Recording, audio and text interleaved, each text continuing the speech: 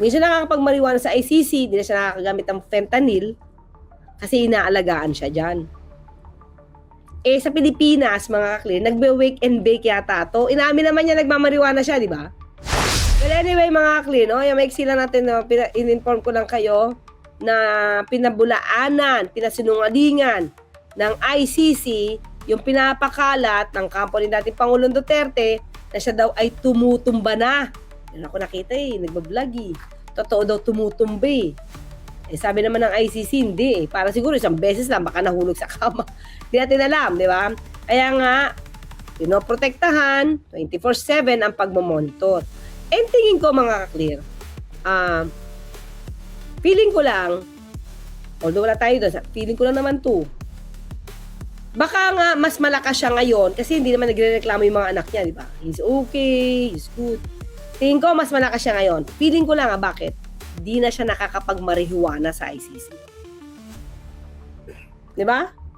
Minsan nakakapag-marijuana sa ICC, di na siya nakakagamit ng fentanyl kasi inaalagaan siya dyan.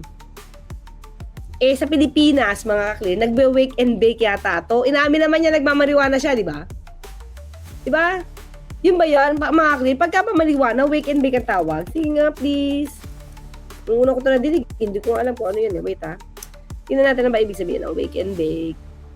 Wake and bake is the act or practice of smoking marijuana immediately upon waking? Ano, pagkagising? Paki-guide nyo ako. Pagkagising, magmamarijuana na? Ganun ba yon? Kaya ba wake and bake? Eh, bakasyon nga, sabi ni ni AI. Ay, ako si Manat May. Hello. Si namimiss ko na si Manat Boy. Adjaman. Teka lang. Yes, breakfast po, attorney. Oh, so in other words, pagkagising, breakfast agad, marijuana. Tingin ko, di na yun nagagawa. Ni dating Pangulong Duterte sa ICC, bawal Eh, dito sa Pilipinas, inamin niya, nagmamarijuana siya Diba?